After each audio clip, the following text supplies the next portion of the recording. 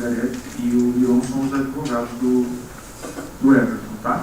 Eu peço que o senhor fale próximo do microfone, os jurados que precisam ouvir o senhor, mas independente de quem quiser perguntar, o senhor sempre olha para frente, tá bom? Tá, ok. Nome completo? Antônio Carlos dos Santos. Data de nascimento? 12/7/66. O senhor é parente, amigo íntimo ou inimigo do Everton Victor da Silva? Nós somos parentes. Que grau de parentesco é? É meu sobrinho. Ele é teu sobrinho? Então você vai ser inquirido na qualidade de informante, não peço compromisso legal de dizer a verdade, tá? Só que é muito importante, até porque as informações que você estava lá no local, no dia dos fatos, Sim. o senhor diga somente o que o senhor sabe, sem aumentar ou diminuir nada, tá bom? Ok. O senhor sabe do que está se tratando esse julgamento aqui, né? Sim. O que você tem para dizer para nós sobre isso? Bom, só a situação que aconteceu lá, o que ocorreu. Minha mãe estava muito enferma, né? Daí nós fomos lá fazer uma visita e nós estávamos num lado da casa, numa área, e ele estava no outro lado. Da questão de uns... Pode tirar a máscara. Da questão de uns 10 metros, né? Assim, de uma área na outra. E nós estávamos lá conversando com a minha mãe, e daí nós escutamos, vimos uns gritos, né? Daí a minha esposa falou assim, o que é isso? E daí a minha irmã também falou, meu Deus. Daí eu saí correndo, né? Falei, vou ver. Aí cheguei lá, ele estava de pé. Ele quem? O Everton. Ele estava em pé, daí estava com a faca na mão. E daí quando ele me viu, ele saiu correndo. Daí eu corri um pedacinho atrás dele e eu falei para ele, que merda que você fez, piá? Pelo amor de Deus. E daí ele saiu correndo pro lado da pizzaria, daí eu não vi mais ele, né? E a vítima estava lá? Estava lá. Estava em que posição, que local da casa, como é que, o que você encontrou lá? Ela estava sentada numa cadeira e daí ela só estava pedindo ajuda, me ajuda, me ajuda, me ajuda. E daí minha esposa veio, a minha irmã também veio, daí pegamos ela para colocar no carro, mas todo mundo ficou paralisado, né, de ver a situação. E daí vamos ligar para o SAMU, vamos ligar para o senhor. Eu falei, não vai dar tempo. Eu falei, vamos colocar ela no carro e levar. Daí foi onde que eu e meu cunhado, que mora em São Paulo, pegamos ela, pulamos do carro e levamos na UPA, né? Uhum. Mas, enfim, não resistiu, né? O senhor lembra onde que foram as facadas, qual região do corpo? Assim, A minha esposa que mais pegou uma toalha e segurou no peito dela, né? Assim, mas eu não cheguei a ver onde que foi os ferimentos, né? E ela estava... Uma coisa que eu vi só que sangrava muito, sim, aqui no peito, né? Assim. No meio. E ela estava... quando vocês levaram ela até o hospital, né, até na UPA, isso? Sim. Qual que era o estado dela? Ela estava ainda acordada, estava falando? Não, ela já, o olho dela já tinha parado, já não estava mais, assim, respirando, né? Ela era a companheira do Everton? Sim. Fazia tempo que eles estavam juntos, você sabe? Não sei, assim, para dizer o quanto tempo que eles estavam juntos, mas não fazia muito tempo, não. Sabe de algum motivo o que ensejou essa... Não sei nada o que aconteceu, ou assim. Eu só falei para minha esposa, quando nós chegamos lá, que ele cumprimentava nós, dava risada, né? E naquele dia nós cumprimentamos, ele não cumprimentou nós. Eu falei para minha esposa assim, ó, tem algo errado aí. Eu falei para ela, né? Logo quando, né? Eu falei, ó, tem alguma coisa errada aí. Mas assim ficamos por lá, daí logo aconteceu e, né? Você lembra se ele estava com uma mochila, alguma coisa ou não? Ele estava com a mochila. Nas costas? É. Quanto tempo levou de vocês escutar os gritos até você sair da residência e ir lá? Mas, olha, doutor, isso não levou nem... Eu acho que uns 3 minutos, 5 minutos, nem isso. Não, vocês escutaram o grito, daí vocês correram? Eu já corri lá, né? Assim, quando eu escutei um grito, aí depois mais um, né? E daí eu corri lá. Daí veio minha esposa, daí veio a mãe dele, né? Também correndo. Entendi. Então tá bom. Eu não tenho mais perguntas, vou passar a palavra ao representante do Ministério Público, depois a defesa, tá? Sim. Você permanece olhando para frente, tá bom? Sim. O Dr. Carlos está com a palavra. Obrigado, Excelência. Antônio, bom dia. Bom dia. Vou fazer só algumas perguntas complementares com base no depoimento que você prestou na delegacia e também em juízo, tá bom? Ok. Você já disse que era tio do Everton. Para contextualizar os jurados e as juradas, o senhor é o Antônio Carlos Santos. Sim. A sua esposa Marlene será ouvida aqui. Ela estava na casa também. Tá. Jasson também estava na casa, que é um tio do Everton. É meu cunhado. Seu cunhado. Sim. Certo. A Joyce, esposa do Jasson, também estava. Tá. O Everton tem uma filha, na época tinha 9 anos, Sabrina, também estava na casa. Também estava lá na casa. A casa é da sua mãe, É da minha mãe. Dona Elza. Elza. Está viva, Dona Elza, ainda? Não, já faleceu. Faleceu. Na época ela estava mal de saúde? Estava muito mal. Isso foi no domingo, né? Foi no domingo. 17 de novembro de 2019. Isso. A casa da sua mãe era na Porto Velho, Na Porto Velho. Jardim Primavera. Jardim Primavera. Certo. A Cirlei, que é mãe do Everton, também estava na casa. Estava. Cirlei morava com a Dona Elza. Sim. Certo. Você está dizendo aqui que o Everton morava junto com a vítima, com a Samantha, num puxadinho, num anexo ali. Exatamente. Certo. Vou fazer algumas perguntas, porque tem 4 qualificadores, então a gente precisa ver o que o senhor sabe. O senhor disse em juízo e na delegacia, e começou a dizer agora para o doutor Dionísio, que todo dia que você via o seu sobrinho, ele te cumprimentava, fazia uma piada e tal. E nesse dia ele estava quieto. Tá. Certo. Você chegou a comentar com a sua esposa Marlene que aquilo era estranho? Tal. Sim, comentei com ela. Falei logo, falei que tem uma coisa errada aí. Falei para ela, não está batendo aí alguma coisa, não está certo. Quando vocês ouvem os gritos de ai, ai da vítima, da Samantha, você estava onde da casa? Eu estava na cozinha, que tem um outro puxadinho do outro lado, né? Que são 2 puxados a casa, um de um lado e outro do outro. Só que eu estava na porta, numa outra arinha que tem nesse puxadinho, né? Daí eu só saí da arinha, cheguei na entrada da garagem, onde que ele estava. Só para as juradas e os jurados entenderem, você estava num cômodo e quando você ouve os gritos, você sai correndo. Sim. Certo. Qual que é a distância do cômodo que você estava para o cômodo que a Samantha estava? Não dá 10 metros ali. Não dá 10 metros, é uma casa pequena. Uma casa pequena. Certo. Foi na garagem, na parte externa?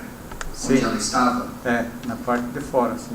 Descreve para os jurados onde que ela estava, porque o senhor mencionou que ela estava numa cadeira de lazer. Estava sentada numa cadeira. Ela estava o quê? Encostada na parede da garagem? Estava encostada no muro da garagem, assim, porque a entrada da garagem tem um murinho. Daí ela estava sentada, tem um candeirinho de fora, ela estava sentada de costa no muro, né, com a cadeira. O senhor mencionou, se eu entendi bem, quando o senhor sai imediatamente, o senhor disse para o doutor Dionísio que foi rápido, assim que ouviu o grito já disparou. Sim. Qual a cena que o senhor visualizou? Eu vi que ele estava em pé, só com a faca na mão, né. Daí ele saiu correndo do portão em direção à moto dele. Como eu fui correndo, ele não subiu na moto. Isso é importante. A faca que o senhor viu dele era uma faca grande, uma faca pequena? Era uma faca de cortar carne, cabo de madeira. Cabo de madeira? Isso. Certo. O senhor chegou a ver ele golpeando ou na hora que o senhor saiu, o senhor viu imediatamente o fim da cena? Não, eu não vi ele golpeando em nenhum momento, né. Certo. Essa cena da moto, o senhor disse para o doutor Dionísio que ele estava com uma mochila. Sim. Quando o senhor vê a cena dele com a faca em cima da cadeira, ele já estava com essa mochila? Tá. Certo. Depois o senhor está dizendo agora aqui que a hora que o senhor grita, aqui, que merda que você fez? Ele Exato. pega e sai. Ele tentou dar partida na moto? Não. Como que ele fez? Ele saiu correndo, sim, pro lado da pizzaria, né. Mas e a moto? Que o senhor A moto ficou lá. ficou lá. Sim. Essa moto era dele? Era dele. A gente tem Na que- realidade eu não sei se era dele ou de quem que era a moto, né, mas ele que andava com a moto, né. Mas a moto estava ali. Tá. Certo? Ele sabia andar de moto? Sim. O senhor sabe por que ele não pulou na moto e saiu? Porque a gente tem informação, o irmão dele vai ser ouvido aqui, o Wellington, que o irmão dele que pegou a moto e levou ele para Toledo. Ele foge do local do crime, né? Sim. O senhor sabe por quê? O senhor chegou correndo atrás dele? Um pedacinho só, assim, né, daí eu gritei pra ele, falei o que eu falei antes, né, e daí ele só olhou pra trás e correu.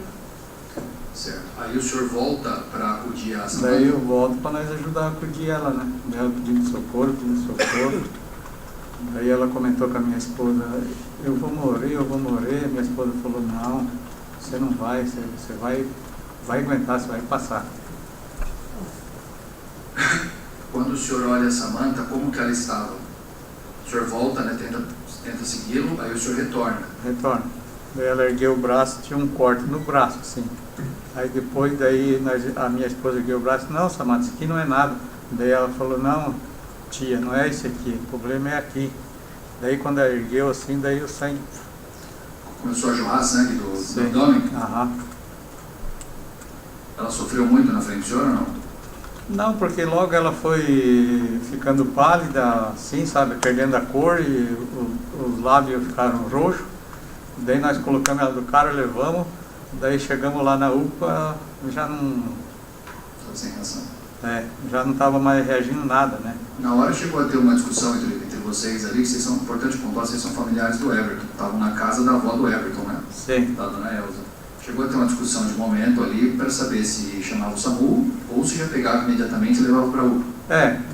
Não é questão de discussão, assim, né? Aí vamos ligar para o SAMU, vamos chamar o SAMU. Eu falei, não vai dar tempo, vai demorar muito, até que eles vêm, demora muito, né? Vamos levar. Daí nós juntamos ela e colocamos dentro do carro, né? Daí levamos ela. Sim. O senhor tem conhecimento de que minutos antes do crime, a Samanta teria pedido o celular da sua mãe, da sua irmã Cirlei, porque o Everton teria dado um soco nela e ela queria ligar para a mãe dela? Eu fiquei sabendo disso depois, né? A minha irmã falou, né? Que ela tinha pegado o celular e... A Cirlei, né? Que ela pediu o celular da Cirlei porque tomou um soco do Everton e queria chamar a mãe dela para buscar ela dali, para levar ela embora dali. Sim.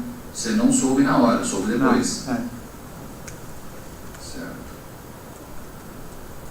O senhor disse que ela estava encostada na cadeira de lazer? Estava sentada, né? Certo. O senhor tem informação de que ela foi surpreendida com os golpes de faca?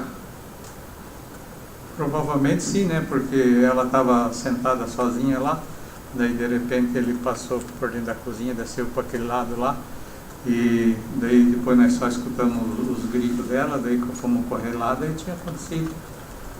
O Everton, que está aqui, ele estava de tornozeleira eletrônica nesse dia? Estava. Quando ele comete esse crime, o senhor chegou aí no quarto dele, porque tem informação de que ele rompeu a tornozeleira e fugiu. Sim, nós achamos ela embaixo da cama.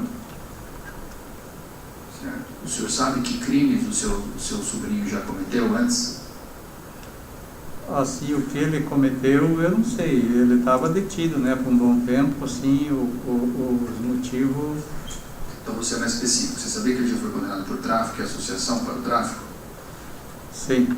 Você sabia que ele já foi condenado por homicídio aqui nesse tribunal do júri por ter matado um companheiro de cela enquanto cumpria a pena por tráfico? Não, desse homicídio eu não estava ciente. Certo. Ele e a menina moravam há quanto tempo, mais ou menos, na casa da dona Elza? Olha, assim, o que eu vou dizer para o senhor? Em torno aí de uns 6 meses, eu acho, que eu não tenho bem lembrança de quanto tempo eles estavam lá.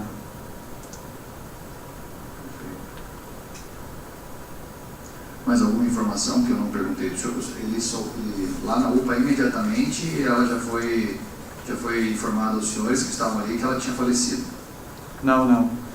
Nós ficamos aguardando lá fora, depois, eu acho que uma meia hora depois, daí eles falaram para nós que não tinha mais como fazer nada, né? Que ela tinha entrado em óbito. Certo. Uma pergunta importante, a faca não foi apreendida na casa de vocês ali, essa faca não estava? Não, ele levou junto. Ele levou junto. Você tem certeza disso? Tem, porque eu vi ele com a faca na mão, saiu correndo com a faca na mão. Perfeito. Satisfeito nisso? Pela defesa, doutor Margarete, doutor Miron.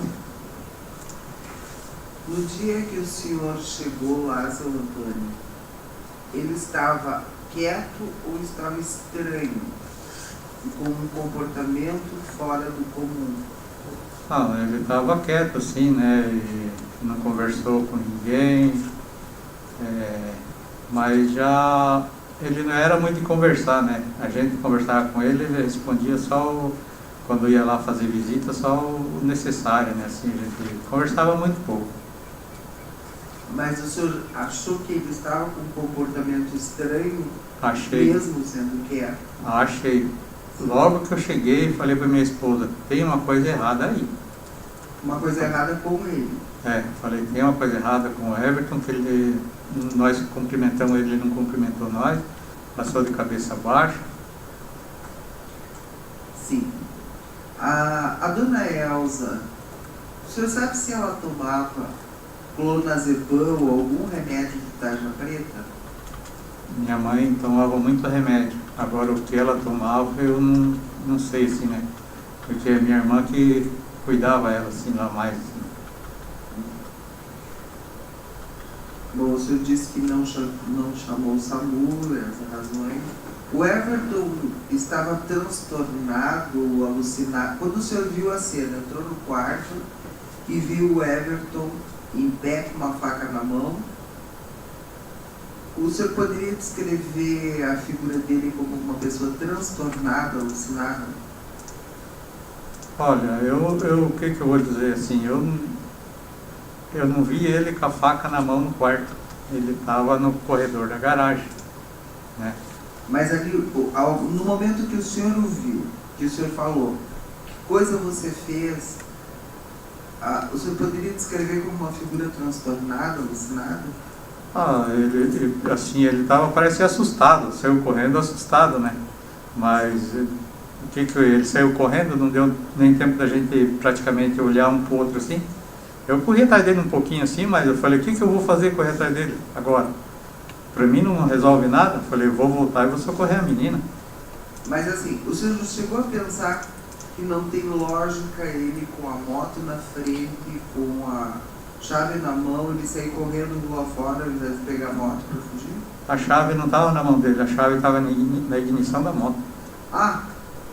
Então, melhor ainda, a chave estava na moto. O senhor não lhe pareceu estranho uma pessoa que quer fugir, sair correndo a pé, ao invés de simplesmente subir na moto e ir embora?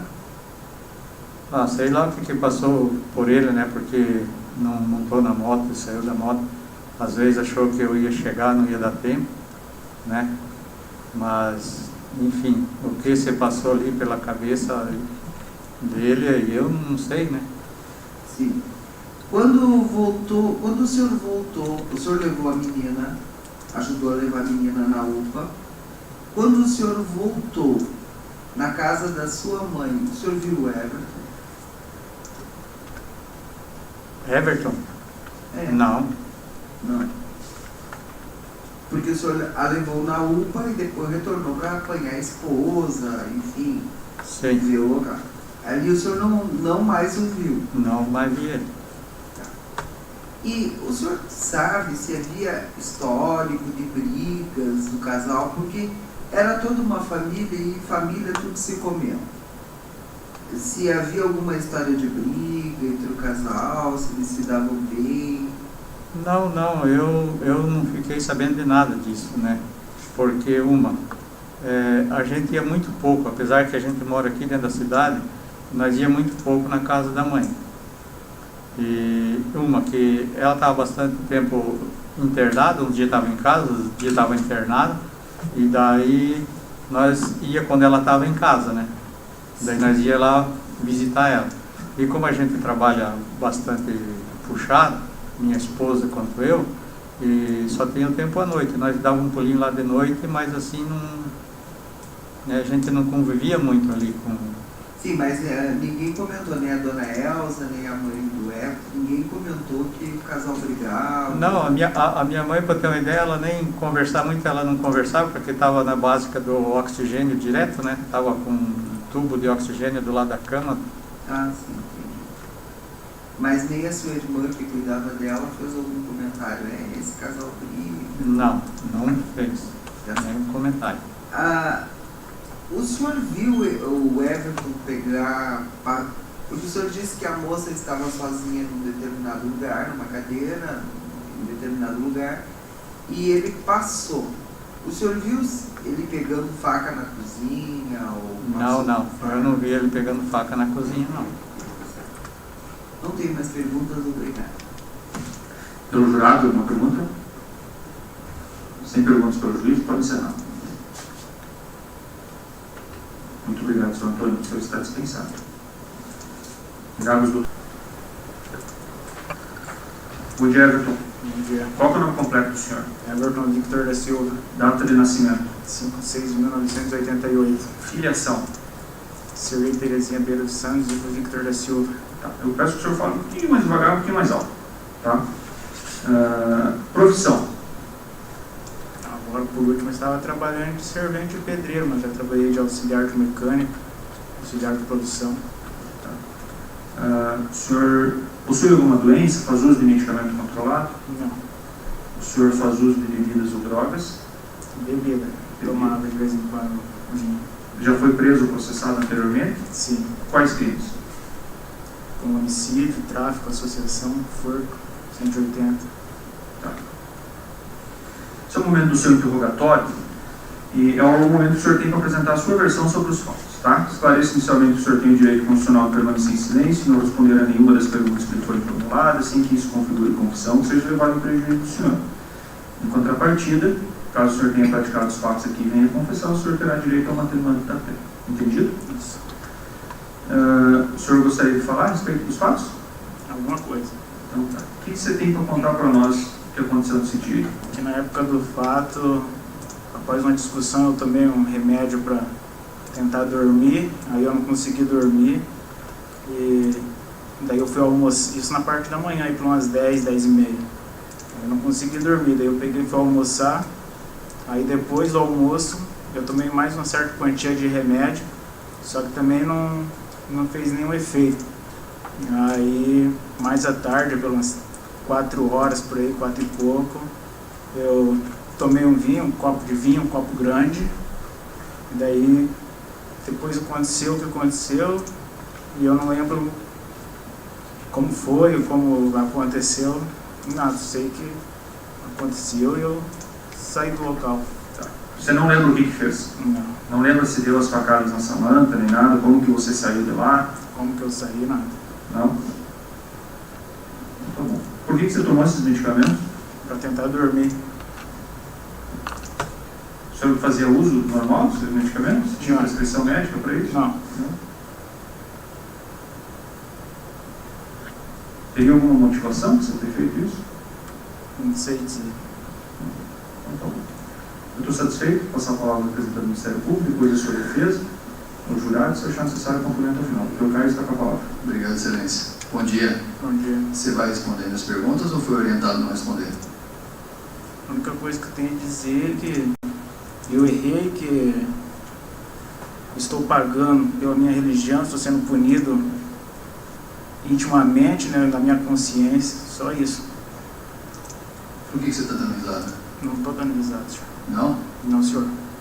Você também já foi processado e condenado por homicídio, certo? Sim, senhor. Foi aqui nesse tribunal? Foi nesse fórum? Foi aqui em Marechal Rondon? Foi aqui em Marechal. Certo. Você lembra qual foi a condenação? 12 anos. 12 anos. Foi por homicídio praticado na cadeia, né? Isso. Certo. Você tinha tomado remédio tarja preta também? Não. Satisfeito, Excelência? Pela defesa? Esse homicídio que você praticou na cadeia foi você mesmo ou você foi obrigado a assumir a bronca de alguém, como costuma acontecer? Na verdade, foi um outro rapaz lá que assumiu, mas como eu estava junto na cela lá, eu fui condenado. Você levantou a mão para essa pessoa? Não. Esse remédio que você disse que tomou, de quem era? Da minha avó. Você sabe o nome, você lembra, acha? Porque você tomou uma coisa de manhã e tomou outra coisa de tarde. Isso. Eram remédios que eram da sua avó.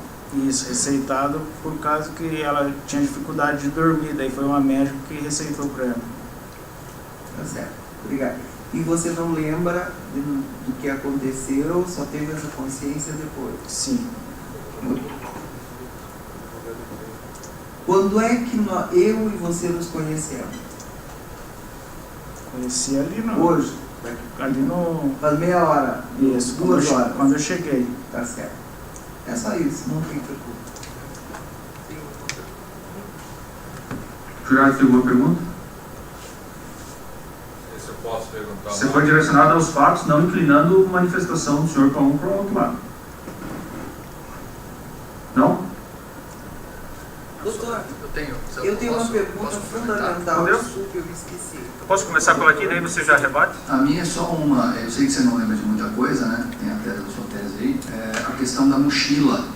Você consegue explicar, Everton, porque o seu tio vê você já com a mochila em cima da sua ex-namorada, né? Sim. E o seu irmão confirmou que a mochila estava na moto e a polícia militar abriu a mochila e viu que tinha alimentos ali. Sim. Eu queria entender, você já estava predisposto a fugir ali, praticar o crime e fugir? Não, só ia sair do local só. Entendi. Quando você vai para a mata, você passou dificuldade por conta desses remédios? Aí você estava meio dormente? Como é que foi sua noite lá na mata, em Toledo? Dormi num lote lá no chão, assim, na terra, um lote baldio lá no Jardim Copaco. Só Entendi. isso que eu sei que eu acordei, eu tava lá. O nome do medicamento que a sua finada avó Elza tomava e que você alega que tomou, você não se recorda? Não. Porque foi mencionado aqui clonazepam. Era um vidrinho assim. Um vidrinho, só sei que era um líquido de dormir que eu sabia que. Porque minha mãe medicava minha avó. Entendi. O que você fez com a faca do crime? Foi jogado fora. Você jogou aonde? De manhã, quando eu acordei, deixei enterrado lá em Toledo. Entendi. Tá certo. Sem mais perguntas, Excelência. Pela defesa? Vocês iam casar, você e a Samanta? Sim, O relacionamento de vocês era bom? sim. Sem mais perguntas. Vocês tinham materiais no quarto para constituir uma nova casa? Tinha Tinham talheres, cama, mesa? talheres, prato, colchão, guarda-roupa desmontado estava na. A faca que você encontrou outro dia de manhã, que você viu e falou que enterrou, era da casa ou era do conjunto de vocês? Do conjunto nosso. Sem mais perguntas. Eu tenho... você lembra de ter ligado pro teu irmão? Não lembro. Não? Nenhuma das vezes? A primeira para ele trazer a moto, a segunda Não. para buscar ele, passar a localização? Não. Não. Você lembra do momento que você pulou da moto, que a polícia tentou abordar e que você tentou? Uma das partes poderá fazer referência à decisão de pronúncia ou relatório do processo e não será permitida a leitura de documento ou exibição de objeto que não tiver sido juntado aos autos com antecedência mínima de 3 dias úteis e que não tenha sido apreciado pela parte contrária. Quanto aos apartes, não se confunde com discurso paralelo, deve ser feito com respeito e dirigidos a mim. Se eu entender que for pertinente, eu acrescento tempo ao final. Concedo a palavra ao representante do Ministério Público, Dr. Caio. Vossa Excelência terá 1 hora e 30 minutos para se pronunciar. Obrigado, excelentíssimo senhor doutor Dionísio Júnior. É um prazer fazer júri com o senhor. É o primeiro aqui na comarca de muitos.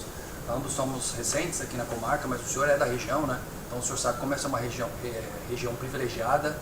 E juiz, na minha modesta opinião, tem que ser como o senhor. Técnico, sem deixar de ser indignado e imparcial, e principalmente vocacionado e trabalhador. Com essas qualidades, para mim é isso que importa. O senhor é vocacionado. Eu já vi mostras que o senhor é vocacionado. Então, vocês estão tranquilos enquanto jurisdicionados, a defesa, os advogados estão tranquilos, e principalmente a acusação também. Então nós vamos ter aqui um debate leal, limpo, tá? Eu vou mostrar de forma respeitosa a minha necessária indignação, porque o que aconteceu aqui é ultrajante, tá? Em todos os aspectos. Eu vou mostrar ponto por ponto. Eu não vou só falar, eu vou mostrar. Eu acho que mais do que falar para vocês, de forma bonita, floreada, é mostrar com base nos elementos que foram provados nos autos. Eu vou projetar os elementos aqui e vocês, soberano conselho de sentença, juradas e jurados, vão poder tomar a sua conclusão de forma serena. Ao contrário do Dr. Dionísio, que a Constituição Federal obriga que fundamente as decisões, hoje vocês não precisam fundamentar as decisões, a decisão de vocês. O Dr. Dionísio, pelo artigo 93, inciso 9 da Constituição, ele precisa fundamentar a sua pena de nulidade, qualquer decisão que ele dê. É uma segurança para vocês, inclusive. Hoje vocês não. Vocês vão decidir com base na consciência. Mas eu tenho certeza que vocês sabem o tamanho da atribuição que é ser juiz e juíza. E hoje vocês são juízes e juízas. Tá?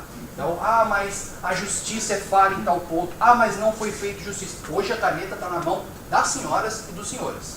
E vocês vão mostrar para o restante da população o que para vocês é moral e direito. Para vocês é assim. E o meu único papel aqui é ser uma espécie de bússola norte para mostrar as provas, mostrar a minha indignação, porque apesar de já estar no 40º júri da minha curta carreira, eu fico indignado ainda.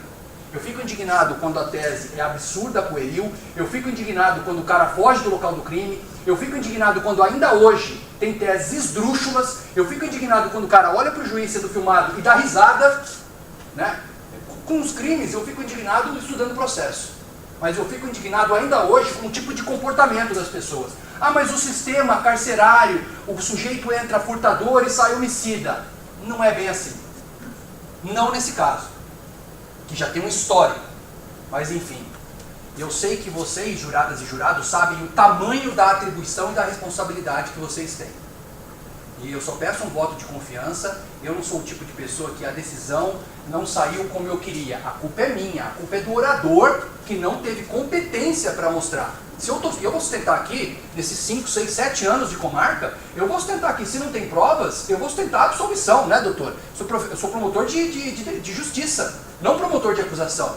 Se eu achar que tem que decotar uma qualificadora que foi feita na denúncia, que a prova não me mostrou que existiu, eu vou chegar aqui e pedir o decote, o afastamento dessa qualificadora. Eu vou pedir a absolvição por legítima defesa se ela tiver reconhecida, ou se tiver dúvida fundada sobre a condenação, eu vou pedir aqui a absolvição, né? Mas eu, convicto como eu estou hoje, e eu vou mostrar a necessária indignação e vou pedir a condenação nos termos da denúncia.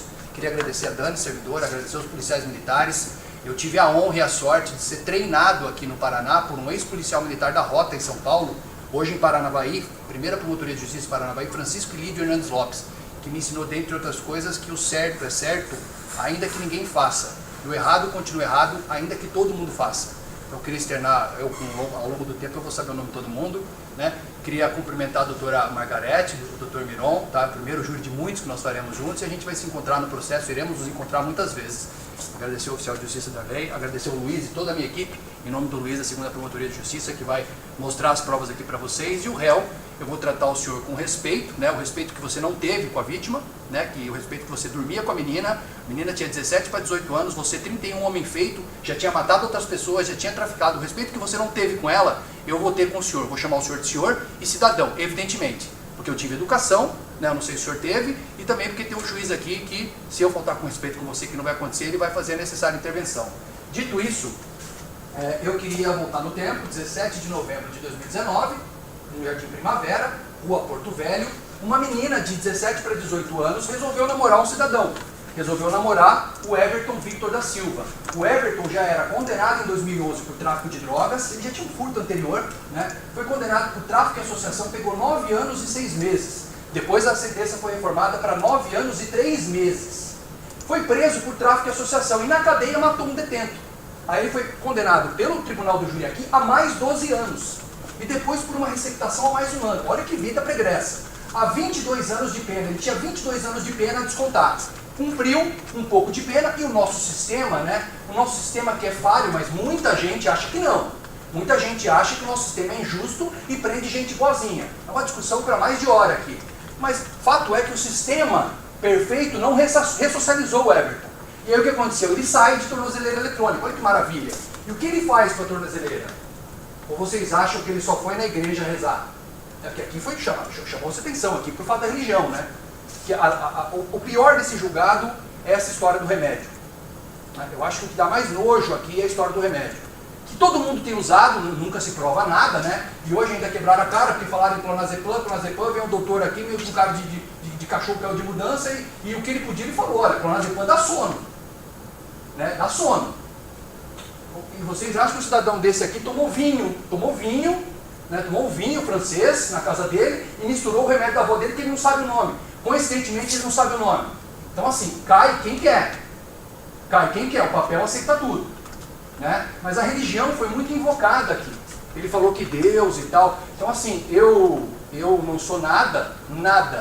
Mas a sociedade paranaense me investiu aqui para, quando for o caso, sustentar a acusação.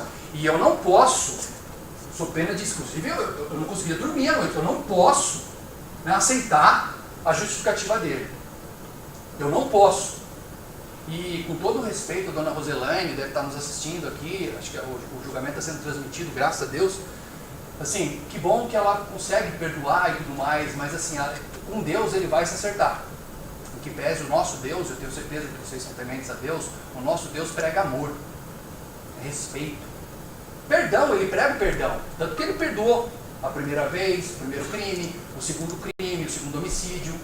E aí ele vai se ressocializar, ele sai de tornozeleira e vai frequentar a igreja. E mata a menina. Então assim, ele vai responder para a lei de Deus? Vai. Mas hoje ele vai responder para a lei das mulheres e dos homens. E ele tem que pegar uma pena exemplar, não porque eu estou aqui para condená-lo à toa. Eu vou mostrar elementos dos autos que sustentam a tese da acusação de que ele cometeu homicídio contra a Samantha, que tinha acabado de fazer 18 anos, que não teve a menor chance de defesa e foi morta brutalmente, cruelmente, com 8 facadas. 8 facadas. Eu queria ter explorado aqui mais o legista, mas tudo o que ele tinha para falar ele colocou no papel. Tudo o que ele tinha para falar ele colocou no papel. Tem o laudo do boneco, o diagrama, eu vou mostrar as lesões, onde foram as lesões. A primeira lesão aqui, a segunda lesão aqui, a terceira lesão aqui. Facadas profundas, com 4, 5 centímetros de profundidade no abdômen. Evidentemente ele quis matar e ela sofreu. Ela sofreu, essa menina. A todo tempo, ela chamou pela mãe. Ela falou, não vai dar, não vai dar. E a mãe dele, vai dar, vai ser só ponto. E não deu. Não deu. Se fosse para Toledo, que aliás é o fim da picada. Mas e se não fosse UPA, fosse para um centro, como se tivesse um centro aqui, desse tempo, né? Nós estamos no plantão médico aqui, o seriado George Clooney vai recebê-la, vai fazer uma massagem cardíaca, vai reanimá-la. Aí tem que o médico perito aqui, que é quem entende do assunto, com base em elucubrações e ilações, fazendo um juízo hipotético, falar, olha, primeiro que aqui em Toledo não tem. Ele teria que dar uma sorte, ela teria que dar uma sorte de um grande centro cirúrgico, um grande cirurgião, atendê-la com todos os cuidados do mundo, e aí quem sabe ela teria uma chance. E é evidente que a família, na hora que vê a menina sangrando, jorrando sangue do estômago, os caras fizeram o que qualquer um faria. Vocês vão ligar para o SAMU? Eu fui promotor da saúde até ontem. É uma burocracia para você chamar um SAMU, você tem que se qualificar, tem que dar os dados do RG, CPF, o nome da vítima. Até lá ela já morreu. O cara, um cidadão lá de bem, pegou ela, o corpo da menina, levou a menina ainda com vida para o primeiro lugar que ele achou, que foi a UPA, Unidade de Pronto Atendimento, que é onde a atenção primária. Qualquer pessoa sabe isso. Qualquer pessoa sabe isso. E hoje ele falou. Então eu vou mostrar para vocês alguns elementos dos autos. Infelizmente a gente não tem hora e meia aqui para mostrar. Alguns elementos dos autos que sustentam a tese do Ministério Público, que hoje é, com convicção total, homicídio quadruplamente qualificado. São 4 qualificadoras. O que é isso? O sujeito mata alguém. Existem circunstâncias que farão com que ele responda e pegue uma pena ainda maior. Homicídio, a pena do homicídio é de 6 a 20 anos, em regra, no máximo 30 anos. E aqui com essas qualificadoras, ele parte de 12 anos. Eu vou mostrar para vocês. Cada qualificadora que a gente vai alegar e provar, fará com que a pena dele aumente um pouco. E pro azar dele, hoje é um dos poucos momentos em que o direito penal brasileiro se manifesta. Que o direito penal brasileiro tem vergonha na cara. Porque se esse cidadão for condenado a pena exemplar, que nós vamos sustentar aqui, ele vai ficar 70% da pena dele enjaulado. Porque ele já é reincidente em crime hediondo. Ele já matou uma pessoa. O crime hediondo é aquele crime ainda mais grave, como homicídio, como a extorsão, como o latrocínio. Hoje, ele se estrepou. Porque a gente vive num país que o sujeito é pego com 1 quilo, 2 quilos, 3 quilos, quando muito é preso. Se ele for primário, é estudante, é um mula, fica solto, coitado, né? Ele recebeu R$2.000 para atravessar 200 quilos de maconha, deixa ele solto, e aí ele é condenado com um privilégio, ele pega 1 ano e 8 meses. A gente tem que lutar para ele, se ele for condenado de novo, aí que ele vai pegar uma pena exemplar. Hoje ele se lascou. Porque ele é um traficante, ele foi um homicida, ele matou uma pessoa, hoje ele matou a namorada. Qual que é a desculpa? Clonazepam. Então vamos lá, Luiz. Essa é a denúncia, tá? Eu vou começar pela denúncia, vocês já tiveram contato, tá? Eu vou ler rapidamente aqui a denúncia, ela está no movimento 16.1. No dia 17 de novembro, tem um erro material aqui, foi de 2019, o Everton, no âmbito das relações domésticas, agindo com consciência e manifesta a vontade de matar, utilizando-se de uma arma branca tipo faca, que não foi apreendida, porque além de fugir, ele se desfez da faca. Sou eu que estou falando isso? Não, ele confirmou para vocês, certo? E ficou uma discussão aqui, né, que o irmão dele deu a pá de cal. Ele fugiu do local do crime. E alguém o questionou aqui, algum jurado questionou, e entendeu qual foi a mecânica. Né? Matou de forma covarde, vil, deu 8 golpes na namorada e ia continuar, viu? Não sei se vocês repararam que o tio dele falou, Pia, que merda você fez? E aí ele foge. Que não encarou nem o tio. E reparem, na frieza, pegou uma mochilinha, com comidinha, matou a menina e fugiu. Porque sabia que tinha que fugir mesmo. Sabia, tá todo instante o que ia fazer.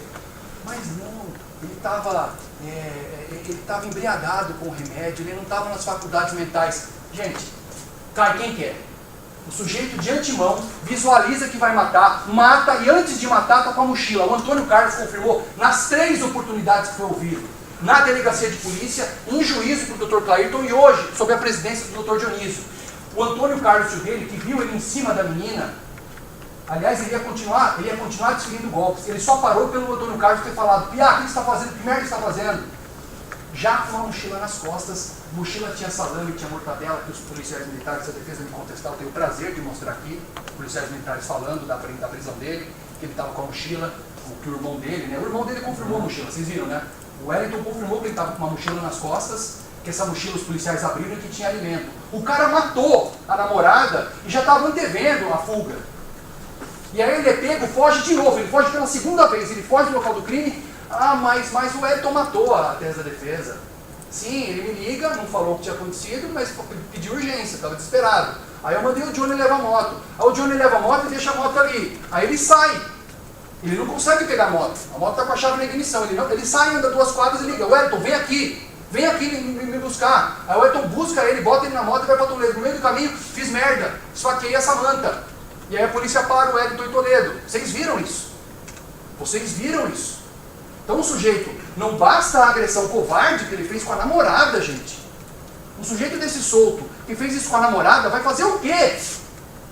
Um inimigo dele aqui, vai fazer o quê? Um cara que dá 8 facadas, e só não termina de dar 8 facadas, não dá mais facadas, porque o tio grita, porque a Marlene grita. Com ele, um cara desse, detalhe, ele fez isso, eu não sei se vocês, ele fez isso com a filha dele na casa. Ele tem uma filha chamada Sabrina, que hoje tem 11 anos, na época tinha 9. Você acha que essa menina não sabe quem é o pai? E o trauma dessa menina que presenciou isso? Isso é um zoológico, gente, vocês vão me desculpar. Isso é um zoológico. A menina estava lá, na casa, a filha dele estava na casa. A avó dele, Dona Elsa, estava na casa, cadeirante, com tubo de oxigênio. E ele se lixou para isso. E ele matou, assim, como um porco. Ele matou a namorada dele, de 18 anos. E vai se excusar na religião agora. Vem citar Deus aqui. O que é isso? E aí veio a denúncia que descreve 4 qualificadoras. Quais são as qualificadoras, Luiz? Eu vou sustentar aqui. O denunciado cometeu crime contra a mulher por razões da condição de sexo feminino, em circunstâncias de violência doméstica e familiar. Isso está na lei. Eu não vou vomitar juridiquês aqui, mas isso que eu estou falando está na lei. O legislador brasileiro, ele inseriu esse parágrafo 2º-A, esse inciso 6 no artigo 121. Por que vocês acham? Basta vir para Marechal. Quantos casos de violência doméstica da tal Maria da Penha não tem em Marechal Rondon? Eu posso falar de carteirinha, o doutor também, a própria doutora também. Aqui é 3, 4, 5 por dia. 3, 4, 5 por dia. Ameaça, aí tem medida protetiva de urgência e descumprimento. Por que tem?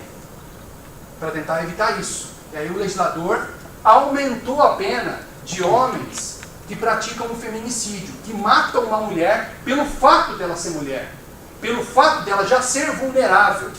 Isso não sou eu que estou falando, isso foi o legislador que fez. Eu vou ler o artigo aqui para vocês do Código Penal. E evidentemente o Ministério Público, levando isso em conta, colocou isso na denúncia. Ele matou uma mulher. E ele cometeu o crime, um dos motivos, por razão da condição de sexo feminino. Everton matou a vítima também por motivo torpe, na medida em que, nutrindo o sentimento de posse sobre Samanta, não aceitou que ela fosse embora para a casa da mãe, matando-a logo após ela ter telefonado para a genitora e buscá-la. Isso é mentira? O que é motivo torpe, essa palavra feia? É isso aqui. É um motivo repugnante, nojento, ultrajante e abjeto. Ele, e vocês viram que a própria mãe dele, a Cirlei, Pela terceira vez hoje confirmou que a menina, instantes antes de morrer, a procurou falando que ele tinha dado um soco nela e ela queria o celular da Cirlei para que ela pudesse ligar para a Roselaine. Vocês viram isso, não sou eu que estou falando. Esse é o motivo nojento pelo qual ele matou, porque ele a dominava, tanto que ficava com o aparelho celular dela. Ou por que a menina pediu o celular da Cirlei se ela tinha um celular? Porque acabou a bateria, o celular dela? Ele foi preso, e eu vou mostrar a foto, o celular dela foi apreendido com ele, o Motorola branco. Então ele ficava com o celular dela. Ele matou a menina por esse motivo. Ele deu um soco na menina, a menina chamou a mãe, gente. Mãe, vem me buscar rápido. Aí a mãe está no meio do caminho, ligam a UPA. Você imagina você indo buscar sua filha, que apanhou do namorado, quase o dobro da idade, quando você chega no meio do caminho, liga alguém do hospital falando que ela foi esfaqueada. Imagina a sensação. O outro motivo, além disso, o denunciado Everton Vitor da Silva matou a vítima empregando meio cruel, utilizando uma faca, efetuando múltiplos golpes em várias regiões do corpo de Samantha, produzindo perfurações na parte superior e inferior do abdômen dela, antebraço, mão esquerda e perna esquerda, de modo que impingiu na vítima sofrimento excessivo. Isso aqui eu vou mostrar o laudo, vocês vão ter o necessário nojo do que aconteceu. Ele deu 8 golpes. E eu vou mostrar para vocês, e aí eu vou pedir licença, eu não vou ser desonesto aqui, eu vou fazer uma projeção. Ele toma, o ferimento 1 foi aqui, da facada, o ferimento 2 foi aqui, região do meio do abdômen, e o 3 na parte de baixo do abdômen, tem um nome técnico que eu vou mostrar. As outras lesões foram aqui, na mão esquerda, no antebraço esquerdo e na perna esquerda. Alguém sabe por quê? Lesão de defesa. Eu me segurei para perguntar para o perito, mas o perito já colocou tudo no papel, por que eu vou encher o saco dele aqui? Né?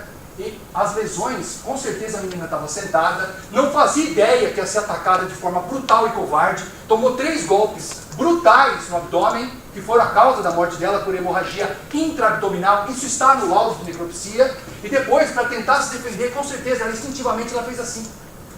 Ela tomou golpes profundos no antebraço, golpes profundos na mão e golpes profundos na perna. Não sei porquê, né? Porque ele estava fraco, ele estava com dormência, ele não tomou clonazepam, misturando com vinho. Vinho, hein? Vinho, hein? Deve ter tomado o quê? Um catena, né? Que uva será que era? Mentira! Mentira! Eu achei hoje. Eu não sou ingênuo, mas a gente às vezes, né? Eu achei que ele falou, pô, já fiz toda a cagada que eu fiz, hoje eu vou falar, hein, mano? Hoje eu vou falar. Imagina, ele deu risada. Isso está gravado. Está gravado. E a última qualificadora, Luiz, ainda o denunciado Everton Vitor da Silva cometeu homicídio mediante recurso que dificultou a defesa da vítima, consistente na surpresa, uma vez que armado com uma faca, efetuou os golpes de inopino, sem que Samantha esperasse, de modo que nem a vítima e nem qualquer dos diversos familiares que estavam próximos tiveram chance de se defender. Vocês repararam na pergunta que eu fiz várias vezes? Onde que ela estava? Onde que vocês a viram? Onde que ela caiu? Ela estava com uma cadeira uma cadeira de lazer, encostada na parede da garagem. Vocês acham que essa menina teve alguma chance de defesa? Ela toma a primeira facada no peito e grita, ai, ai, todo mundo confirmou isso aqui. Não a facada que não viram, mas os gritos. Ela toma outra e outra no estômago. E daí ela toma mais 2 aqui, mais uma na mão e mais 2 na perna. Eu vou mostrar para vocês. Vocês acham que essa menina teve alguma chance de defesa? Então nós estamos sustentando as 4 qualificadoras. Qual é o objetivo das qualificadoras? O homicídio simples, sem nenhuma qualificadora, tem uma pena. Cada qualificadora servirá para o juiz aumentar a pena. Ao final da minha fala, eu vou me voltar para o magistrado, para o Dr. Dionísio, e vou fazer alguns requerimentos, porque vocês vão julgá-lo, sim ou não, condenado ou não, a cada qualificadora. Mas a pena, a caneta final é do juiz. E aí eu vou fundamentar, inclusive, que ele leve, Vossa Excelência leve em consideração alguns fragmentos que nós, humildemente, aqui extraímos dos autos. Faz isso no próximo. Isso aqui ó, é uma portaria. Eu nem vou entrar em detalhes aqui com vocês, até a questão do tempo, mas eu gosto de mostrar, porque eu acho que você tem... eu sei o que aconteceu por causa do plenário. Não, o processo ele é muito maior que isso. O Dr. Dionísio, na atividade do dia a dia dele, para ele condenar alguém criminalmente, a prova produzida na delegacia tem que ser reprisada, tem que ser confirmada em juízo. Então vocês têm todo o direito do mundo de votar do jeito que vocês quiserem, mas eu quero mostrar para vocês de onde tudo surgiu. O delegado de polícia, quando tomou conhecimento desse homicídio brutal e covarde, ele instaurou o inquérito policial. Só que nesse caso, como ele fugiu, não houve prisão em flagrante. Então não houve auto de prisão em flagrante do Everton. O delegado instaura o inquérito, seja ele começa ou pelo auto de prisão em flagrante, daí o inquérito é desdobrado até a instalação do flagrante, ou aqui, ó, portaria, o delegado faz um despacho falando, equipe, minha equipe, setor de investigação e escrivão, vocês vão fazer, estou instaurando o inquérito, essa é a portaria, e ele direciona a equipe dele, junte o boletim de ocorrência, as diligências e tudo mais. Pode mudar, Luiz, por favor. Esse aqui é o boletim de ocorrência, ó. Olha a data, 17/11, isso aqui foi confeccionado pela Polícia Militar. Em 17 de novembro de 2019, por volta das 8h30, dando continuidade ao outro boletim de ocorrência, situação de lesão corporal seguida de homicídio, pois durante o cerco efetuado em Toledo, o policial da UPA informou que a vítima Samanta veio a óbito com 9 perfurações de arma branca e, seguindo informações colhidas no local, davam conta que uma motocicleta CG 150, aí que assim, não existe crime perfeito, aqui está longe de ter uma engenharia, uma maquinagem, né? Evidentemente que os parentes passaram as características da moto para a polícia. E a polícia daqui entrou em contato com a polícia de Toledo e fizeram a apreensão dele até com certa facilidade ali na entrada da cidade, né?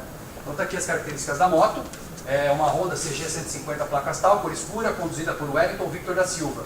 Tinha dado fuga com o autor Everton e que tinha a possibilidade de ir para a casa de seus pais em Toledo. Diante disso, foi repassadas as informações para a Central de Operações de Toledo, para deslocar uma viatura até a entrada da cidade. Isso aqui, ó, nada mais é do que um boletim de ocorrência atestando, é o segundo boletim, eu vou mostrar o primeiro agora. Soubemos do crime, fomos até a UPA, lá fomos informados que o cara fugiu com o irmão numa moto tal, tal e tal, eles repassaram essas informações para a equipe de Toledo que abordou a motocicleta. E aí você já sabe o que aconteceu. A hora que eles abordam a motocicleta, eles dão um sinal de parada. O irmão dele confirmou aqui para vocês hoje que, já sabendo de tudo, simplesmente deu sinal para parar no apartamento. E o que ele fez? Fugiu. Fugiu. Não bastasse o que foi feito com a namorada, aí, né? Não, mas ele comprou louça. Não, mas ele tinha planos de constituir família. Né? Não, mas ele a amava. Não, mas tanto amava que a matou com 8 facadas. Por quê? Por quê? Porque discutiu com a menina, deu um soco nela, a menina chamou a mãe e ele a matou por isso. Tanto amava que foi, puta que pariu, fugiu do local do crime. Tanto amava que, num segundo momento, fugiu à abordagem da polícia militar. E é por isso que ele não é preso em flagrante. O irmão dele é preso por facilitar a fuga dele, por dar fuga para ele, por favorecimento, e depois solto, ouvido pela polícia e solto, porque ninguém fica preso por isso. Ele foge por 2 vezes no mesmo dia. Aí se embrenha na mata e depois é preso na casa de um parente. Eu fiz questão de confirmar aqui para vocês. É importante pontuar essas coisas. Porque é muito fácil só falar com base no que vocês, juradas e jurados, que hoje são juízes soberanos da causa, é muito fácil falar com base em plenário. Hoje a prova foi muito boa hoje. Mas tem que mostrar para vocês de onde surgiu tudo. Então tem o boletim de ocorrência, o outro, por favor. Esse é o outro boletim de ocorrência, que é o primeiro, na verdade, né? Peço desculpas aqui. Esse é o primeiro e aquele é o segundo. Esse aqui, abaixando, isso, ficou grande até para mim. Abaixando um pouquinho aqui, ó, isso. 17 de novembro, às 18h30, deslocamos até a UPA para atender uma situação de lesão corporal gravíssima por arma branca. No local, em contato com a junta médica, nos informaram que a situação era gravíssima. E antes da vítima, Samanta Soares Redu, ficar inconsciente, relatou para a junta médica e enfermeiros que o autor da agressão se tratava de seu namorado, Everton Victor da Silva. Posteriormente, em contato com a mãe de Samanta, que se encontrava em frente à UPA, nos relatou que o autor se tratava do namorado de sua filha, Everton, e ainda informou que o mesmo saiu recentemente do presídio de Foz do Iguaçu monitorado. Ato contínuo, essa equipe se deslocou até o endereço do casal, que fica na travessa tal, né, e o mesmo já havia se evadido, deixando o aparelho número tal da Anatel rompido. O aparelho foi apreendido pelos soldados Carlos. Bom, esse é o primeiro, quando a polícia militar foi ao local, falou com familiares e viu o que tinha acontecido, manchas de sangue. Um detalhe, claro que a tese, o papel aceita tudo e tal, mas vamos por um exercício, força. Ele tomou um remédio tarja preta, force a barra. Ele teria que estar dormente, segundo o doutor aqui, né? E aí dá esse ataque de fúria, ele foge, com toda a força do mundo. O sujeito, antes de cometer o crime, pega uma mochilinha, pega uma malinha, que já foi provada e confirmada aqui em juízo, na presença de vocês, jurados e virados, e maquinando tudo, fala, eu preciso fugir, e coloca a comida lá. Mas como se não bastasse, antes de cometer o crime, ele rompe a tornozeleira. Por que ele rompeu a tornozeleira? Porque ele não quer ser encontrado. Então assim, gente, a gente tá diante aqui de um criminoso, um cidadão brasileiro, um cidadão de bem e tal, que o sistema não corrigiu, mas um cidadão que precisa ser alijado do convívio social.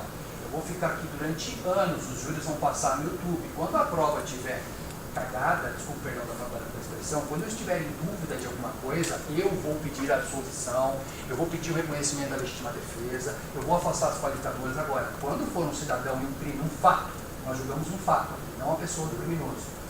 Eu contextualizo o que ele já cometeu para vocês saberem de quem se trata. Mas nós estamos com um fato aqui, eu estou convicto. Esse cidadão não pode ficar mais um dia na rua, porque um cara que fez isso com a menina que ele amava, e essa história de que ele já foi punido, isso é uma balela. Imagina vocês, mães da menina, né? E, não, mas ele já foi punido, ele vai ser punido no céu, por Deus, ou então ele vai, aqui ele já foi punido, porque como ele matou ela, ele amava, ele está arrependido.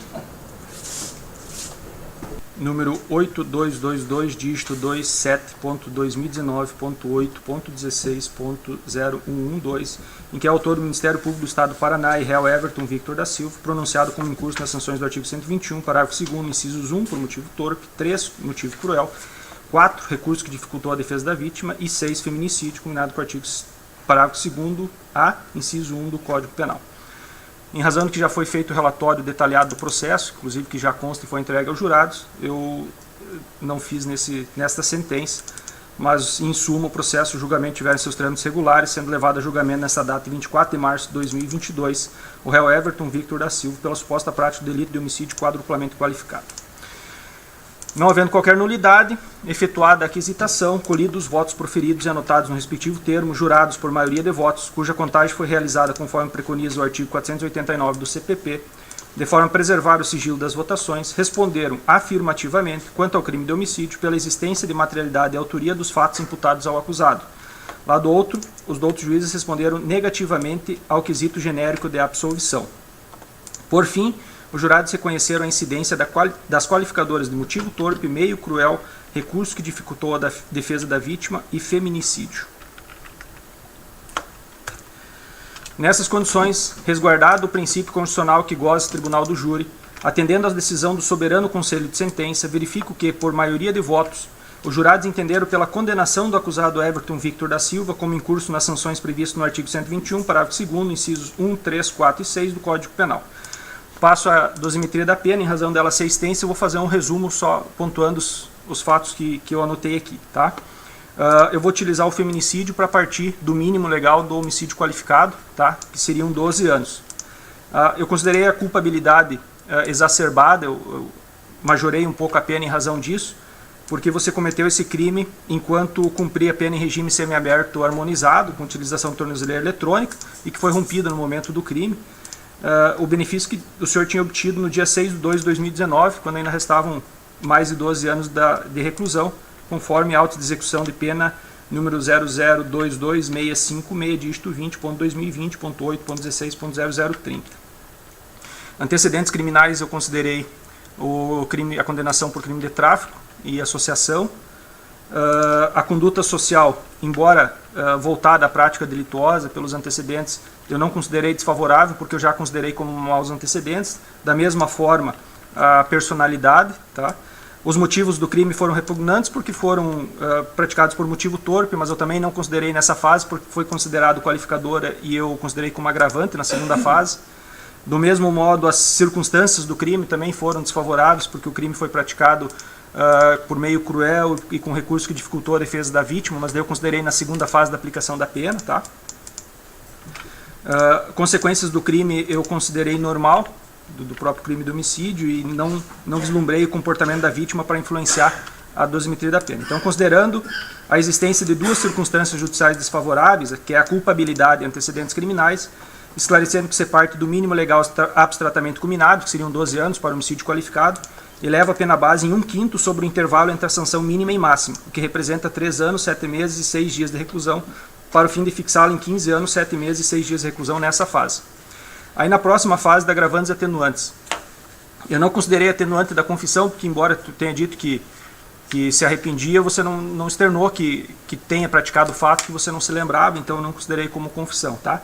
E tem 4 agravantes. A primeira da reincidência, eu utilizei o processo, a ação penal do crime de homicídio como reincidência, e as agravantes do motivo torpe, do recurso que dificultou a defesa da vítima e do meio cruel, e em razão disso aumentei a pena em mais 2/3, restando fixada em 26 anos de reclusão nesta fase. não tem causas de aumento e diminuição, então ficou a pena definitiva em 26 anos de reclusão. Tá? O regime de cumprimento de pena é o regime fechado. Como você já está preso há 2 anos, 4 meses e alguns dias, isso vai ser deduzido, mas não altera o regime inicial de cumprimento da pena, porque a partir de 8 anos é regime fechado, né? E como o senhor é reincidente, também iniciaria de qualquer forma, e esse tempo de cumprimento de pena provisória vai ser deduzido da sua pena final pelo juízo da execução. Tá? Em razão da quantidade da pena e da multireincidência, eu mantive a prisão até o trânsito em julgado, tá? Então eu determinei o recolhimento provisório na mesma instituição prisional que o senhor se encontra hoje. Tá? Não teve pedido do Ministério Público por condenar o senhor em pagamento de danos morais à família, etc. Como não houve uma apuração efetiva disso aqui em plenário, não houve uma discussão acerca disso, eu não condenei. Considerando a advocacia dativa exercida pela doutora Margarete Inês Biasos Leal, para a qual eu agradeço ter atendido o chamado deste juízo, eu fixei os honorários, até em razão da qualidade da defesa exercida aqui, no máximo possível, que são R$5.000. Tá? E já determinei a expedição de certidão. No mais, comunique-se aos familiares da vítima, condenei o senhor ao pagamento das custas processuais, ao final do processo, e após o trânsito em julgado tem as determinações finais. Dou a presente por publicado em plenário, às 15h12, intimados os presentes.